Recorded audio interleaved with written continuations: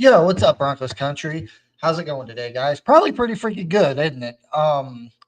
Even though that game was kind of a sloppy game yesterday, but I wanted to talk about it. I will be making another video tonight on this channel with me, Muhammad, my co-host from Colorado Sports Connection. There's been some issues over there, so I haven't really been able to do lives over there. I'm not going to get into that, but we're probably going to start doing our stuff from this channel from now on. So if you can please like, comment, subscribe, and mostly subscribe to this channel. We'll be doing our videos here on Sundays, maybe Mondays, just depending on what time the games for the Broncos end. But more on that later. Um, I want to talk about the game yesterday because this was, I mean, there's two ways. Like in my opinion, there's two ways to look at this game. One, it was a sloppy game. Like it was just a bad game. Like weather, was terrible. And I've seen a lot of Bronco fans talk about this. Like, well, Knicks couldn't do it in the rain. What makes you think you could do it in the snow? Um, but see, here's the thing. I don't blame just Knicks. Like the game plan was ultra conservative because of the weather, which is probably what most teams are going to do. Whenever it's raining or snowing, they're going to be conservative. They're going to run the ball. You don't see many passes when it's raining or snowing. And still, Knicks is a rookie. His fourth game on the road, his second game on the road, um, on the East Coast. They stayed out there for this last week, to just, you know, make it easier on them. So I'm not too worried about that. I'm sure with time, as it gets, as Bo Nix progresses and gets better, like, and the longer he's in the league, it'll get better. I mean, Aaron Rodgers was even struggling yesterday. Yes, I understand Bo Nix had a lot less yards. I think Aaron Rodgers had like 200. Bo Nix only had 60. At one point, he had like -7 passing yards. But that's, to me, that was because the game plan was ultra conservative from Sean Payton. Um, and the thing is like, well, the Jets did that. Hackett's not one running the show on the offense in New York. It's not him. It's Aaron Rodgers. Aaron Rodgers is the one that calls the plays. He runs the show there in New York. Like, if Rodgers doesn't like something, he's going to change it. If Hackett sends in a play call, Aaron Rodgers is going to change it if he doesn't like it. Aaron Rodgers is the face of that franchise right now. It's not Robert Saleh. It's not Nathaniel Hackett. It's him. And but anyway, a sloppy game. We came out on top 10-9. It was, I predicted the Broncos to win, but I didn't look at the weather report to realize how nasty it was going to be up there. I think I predicted a 24-20 victory because I figured Aaron Rodgers would at least throw for a couple of touchdowns and we'd run the ball a lot more efficiently than we did. I mean, we had a couple of good plays where we ran the ball well, but I figured the Broncos would have ran the ball a lot better. But just weather conditions, whatever. But the other side of this is being excited. The Broncos are now 2-2. We're sitting at 500. These were two games. Last week against the Bucks, this week against the Jets. No one picked us. I mean, I think there was one person this week that picked us to win, and that was Adam Rank. From the standings I saw, I think there was like two people. Adam Rank, one of them last week, or maybe not. There was two people that picked us to win against the Bucks last week, but no one believed in us these last 2 weeks against the Bucks and against the Jets. Everybody thought we were going to lose. And, that win against the Bucks was more of a dominating win. Knicks had a rushing touchdown. We had another rushing touchdown. We had a couple of TDs. We got 26 points in that game. And then this week, very low scoring game, which I kind of figured, I wouldn't have been surprised if it was such a low scoring game, like maybe a 14-17, maybe a 13-10, somewhere around that range. I figured at least Aaron Rodgers would get one TD, or even the Jets in general would get one TD on the day. They couldn't do it. This, like, outside of our scoring on offense, this defense held another elite level quarterback to no touchdowns. Now, if we go back to last year, we remember they held the Kansas City Chiefs. Granted, this was in Denver. They held the Chiefs to no touchdowns. 3 field goals, 9 points. This defense is sneaky good. Like, these people need to stop betting against us. Yes, I understand. Like, we've had elite defenses in the past, and we just couldn't figure out the quarterback, the offense, all this and that. But the fact this time, it's like we ain't got an old veteran quarterback, washed up quarterback in the backfield making plays. We got a young rookie that's still learning at quarterback. But this defense is playing out of its mind. Javonte Williams actually had a solid game yesterday. He finally was breaking, tackles. He was getting upfield. It was more in the second half, but he was finally looking like the old Javonte Williams, which was nice. So, but with that said, this game it was nasty. Like it wasn't really a fun game to watch. I mean, these kind of games to me, like we had a game like this a couple years back in 2022 with the Colts. You know what I mean? Like both sides. I've talked to Colts fans after that game, and it was like the only thing they were happy about was the win. The game itself was atrocious. This game was the same way. Denver fans, it was atrocious of a game. We won. That was the only good thing. Like Jets fans are probably more miserable than anybody else at this point, just like Bronco fans were a couple years ago when we lost that miserable, horrid, nasty-looking game. The Colts felt a little bit better because they came out with a dub. Bronco fans felt like crap after that, and Jets are feeling the same way. Like I've been watching Jets podcast all morning. The Jet fans are losing it.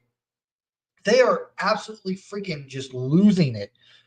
And I can understand, like, you got a Hall of Fame, first ballot Hall of Fame quarterback, you got all these weapons, you got this defense, and Bronco fans were in the same position. We had this, what we thought was a Hall of Fame quarterback in Russell Wilson. I'm not saying Russell Wilson's Aaron Rodgers, like MVP wise, he's not. They both have won Super Bowl. But it was like Bronco fans felt the same way in that Colts game. We had a Hall of Fame quarterback in Russell Wilson. We had what we thought was solid weapons. We had a good defense, and yet, we lost, and we know how that turned out. And I kind of posted this morning in some Bronco pages. This situation with the Jets kind of reminds me of the 2022 season of the Broncos. Like the Jets are all excited about getting this, sure about Hall of Fame quarterback. And, they got this great defense. They got this Hall of Fame quarterback. They got weapons on the offense. And they're just atrocious.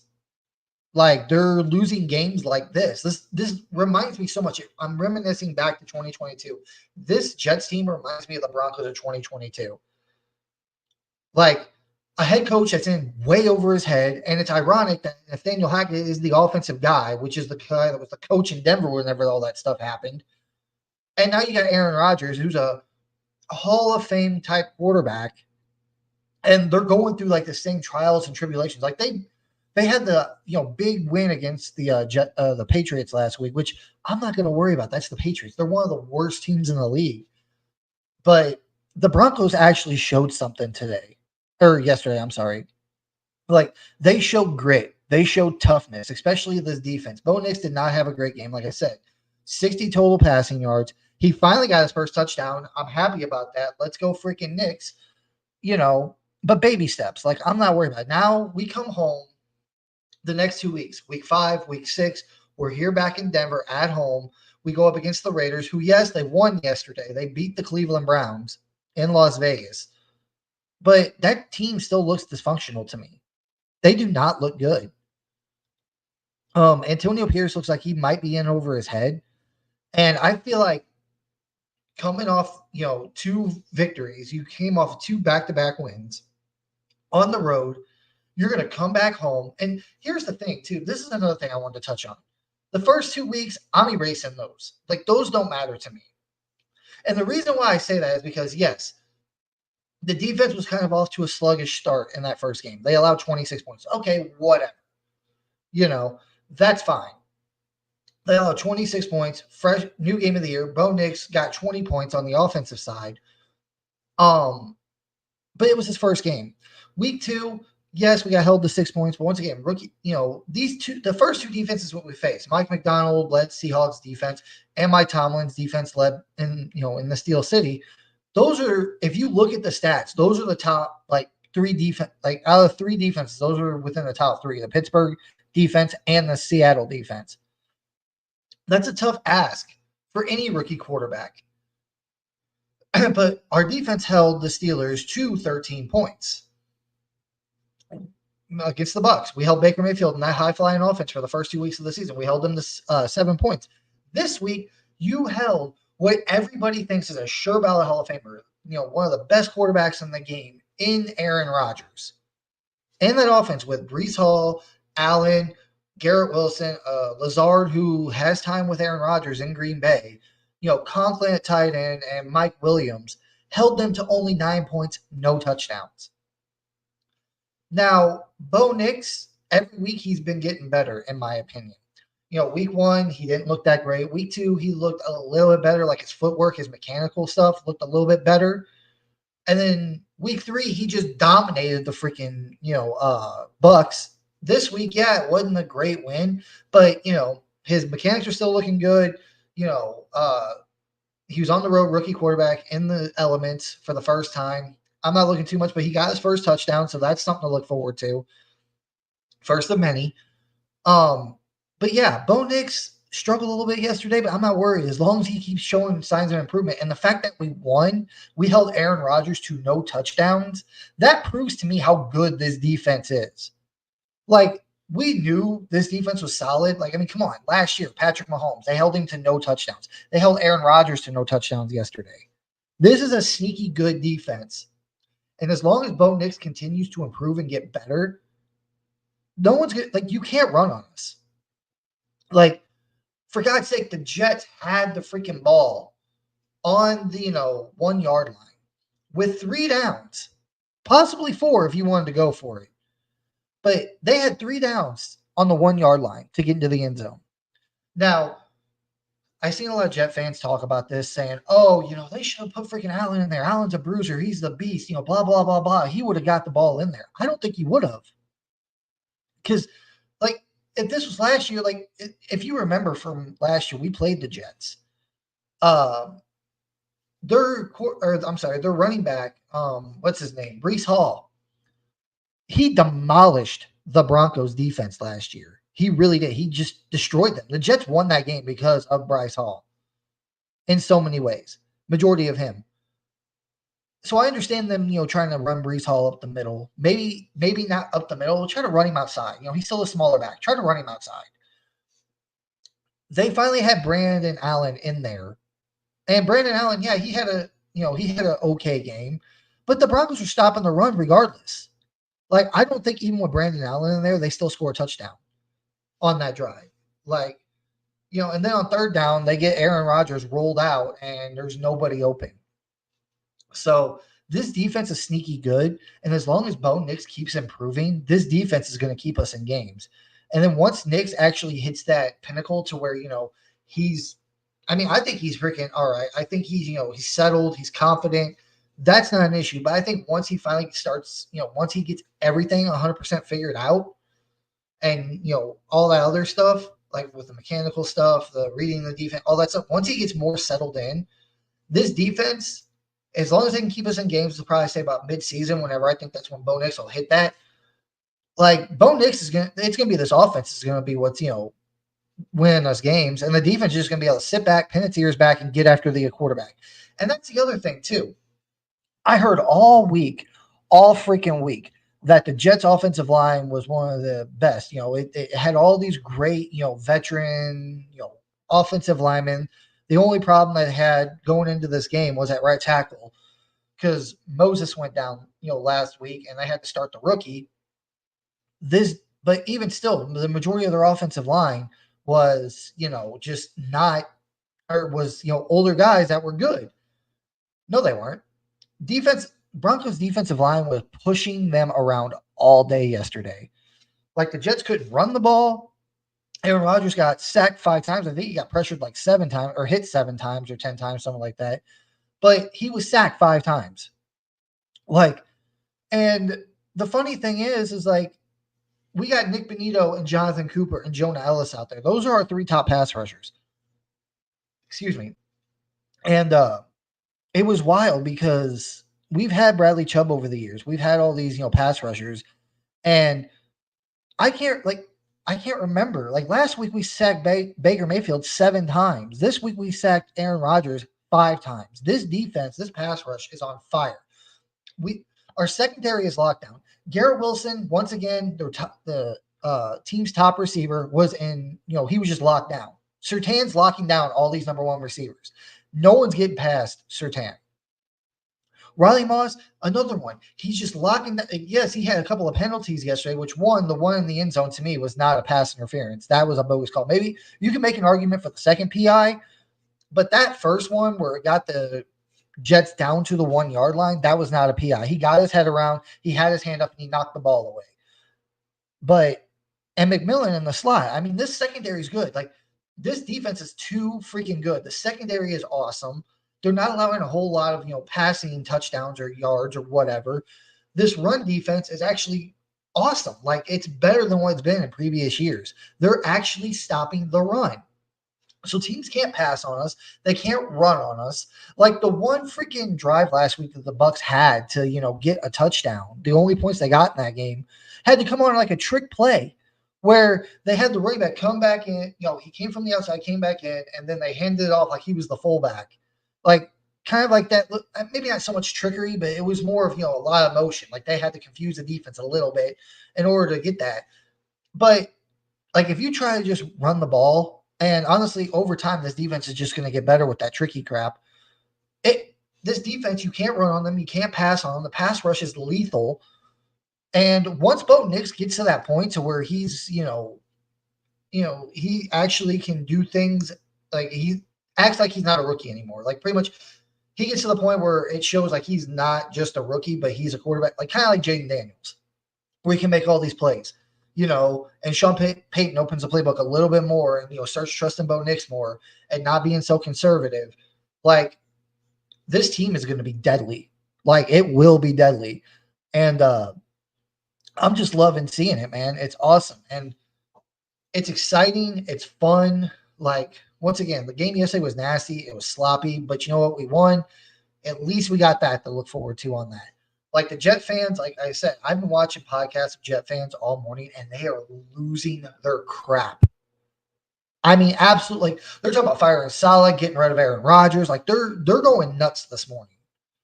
Like, and I agree with this because if the game would have been good, like if there would have been 17-20 or 20-21 or 20-23, whatever. Like if offenses were actually getting some points on the board and they still lost, they'd be like, I can understand that. Okay, it was a hard-fought victory, this, that, and the other. But the fact that the game was so sloppy, especially on offense, and defenses ruled the day, that a loss in a game like this is even more devastating. Like a win, yeah, you're like, cool, we got the win, but you didn't really see a whole lot to be happy for. I mean, Bronco fans kind of did because you kind of seen the resurgence a little bit of Javonte. You seen Bo Nix throw his first touchdown pass. But for Jets, it's like, this is supposed to be a Super Bowl caliber winning team, a Super Bowl contending team. And they did not look like it yesterday. And like I said, the Jet fans I've seen said it wouldn't have been as bad. They wouldn't mind the loss so much if the offense actually did something and scored points, which is understandable because, like I said, a few years ago when the Broncos went through the same thing in the Colts game with Russell Wilson, like Colt fans were happy about getting the win. But as far as the overall game and how it looked, they're just like, God, this team is not ready to compete for a Super Bowl. But the team that loses that game feels even more worse because it's like, we don't feel like we can win a Super Bowl. We lost to this horrible team that's not, especially in the Jets case. Everybody thought the Broncos were bad before this week. Well, like everybody was picking the Jets to win this game. And that the Broncos were not that good. Bo Nix, young rookie quarterback, still learning. It makes it worse for the Jets because the Broncos had that. No one expected the Broncos to win this week outside maybe Adam Rank, from what I've seen. And, you don't score any touchdowns. That's what makes it even worse. At least the Broncos, I'm pretty sure in that game they lost the Colts a few years ago, I'm pretty sure, or maybe they didn't score a touchdown, but you don't score a touchdown, you lose an ugly game like that, and you're a team that's supposed to be a Super Bowl contender, it just makes it worse. And Jet fans, I do feel sorry for them, because I was really looking forward to watching the, Jets play this year with Aaron Rodgers. I mean, of course, I wanted them to win this game. I wanted the Broncos to destroy them because last year they beat us after the Sean Payton comments, and this was pretty much our revenge from their, from the revenge last year. So I'm happy the Broncos won, but I kind of hope the Jets do start playing better after this because I want to watch them and I want to see how good they actually are. Like they got the Vikings this week in London, they got the Bills after that, but this team, the Broncos, man, it's fun to freaking watch. Like I said, we got 2 back-to-back road games on the East Coast. We win both of them, got some momentum. We're 2-2. We're sitting at 500 now. We come home to play the Raiders next week in Denver, and then after that, we play the Chargers in Denver. these next 2 weeks could be very, very, very big for the Broncos. If the Broncos can beat the Raiders and Chargers at home, their next game, week 7, is going to New Orleans to play the Saints. If we're 4-2 at that point, I believe Sean Payton's going to pull out all the stops in that game. You know Sean Payton's going to want to win that game no matter what it takes, because he's going to show. I mean, I know Sean Payton walked away, but he's not going to want to lose to his ex team. Like, he's going to want to do everything he can to beat them. So if the Broncos can win these next 2 games, I believe Sean Payton's going to win that Saints game week 7. And then right there, you're sitting at 5-2. Coming back home to play the Panthers at home. This team, depending on how these next couple of weeks go, they can very easily be 5-3. Or let me think. They could be 6-2 or 5-3 by that time. By mid-season, they could be 5-3 or 6-2. That's the only game that really has me worried. Like, a lot of people are going to say the Chargers and the Raiders. I'm not worried because the Raiders are in shambles. The Chargers, like, they still look like old Chargers. Like, they charged that game away yesterday. They had the Chiefs beat and they lost. Now, yes, I understand it's the Chiefs, but the Chargers are doing what they always do, which is charger, always giving the game away. I feel like the Broncos are going to beat the Raiders next week at home. They got the momentum. They got everything on their side. They got this young rookie quarterback they're excited about. This defense is playing out of its mind. Chargers, I believe we're going to beat. Same reasons why they're going to Charger. And then the only game I can really see maybe the Broncos losing over the next 4 weeks, because like I said, you got the Raiders, Chargers at home, Panthers at home, and the Saints on the road, is that Saints game. I think Sean Payton's going to do everything in his power to win that game. But I'm excited. You guys should be excited. We're 500. Like, this is awesome. Like, the last time I think we were 500 at this point was whenever last year of Vic Fangio. And we had Teddy Bridgewater, and it was Vic Fangio's last year. And because we had a soft schedule to start the year that year, I think we had like 3 of the worst teams in the NFL the first 3 games of the season. And we went 3-0. And then I think week 4 of that year, we had the Ravens, and that's when we started losing. This was the last time. We were sitting at 3-1 by the end of week 4. This time we're sitting at 2-2 at the end of week 4. But this team feels more – I feel happier about this team because you got the young rookie quarterback that is going to be your franchise guy. You got a head coach that actually knows what the hell he's doing. And, this defense – I'm not saying defense wasn't good back then, but this defense, I believe, is better than what it was that year. You got less talent because at that point, that season, you still had Bradley Chubb and Von Miller on this team. You know what I mean? You still had those 2 guys. And I'm pretty sure that was the first year of Surtain. You had Surtain. Like, granted, he wasn't what we know he is now, but we kind of had a feeling he would be. But you still had 2 pass rushers that were dominant. Or I should say Bradley Chubb was good. You still got Von Miller, a Super Bowl MVP winning, pass rusher. Now you got the likes of a bunch of, late round picks. I think the highest round pick was Jonah Ellis, 3rd round pick, Jonah Ellis. Nick Benito, Jonathan Cooper, they're late round picks. And this pass rush is just deadly. This run defense is finally able to stop people. The secondary is locked down. Like, that's why I feel so much better about this team this year than I did in the 2021 season when we started 3-0 versus now where we're 2-2. Because this team just has different juice to it. You got a head coach that cares. You got a head coach that can, offensive-minded head coach. Got his rookie quarterback. The guy is getting better every week. The defense is more of a lockdown defense and a better defense than it was that year, in my opinion.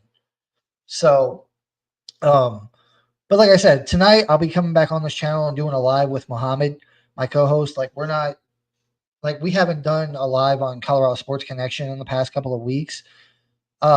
We had some issues over there. Not going to get into it, but I think we're going to start doing our shows from this channel.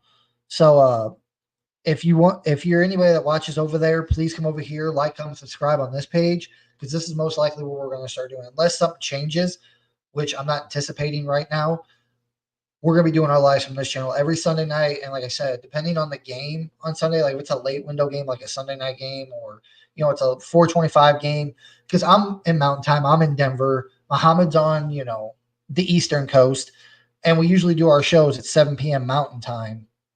and it's 9 o'clock his time. But if it's like a late window game, we're not really going to have time to do it. So we might actually do it on Mondays. In some cases, we'll let you guys know. But like, comment, subscribe on this video, and I will see you guys later tonight. Peace.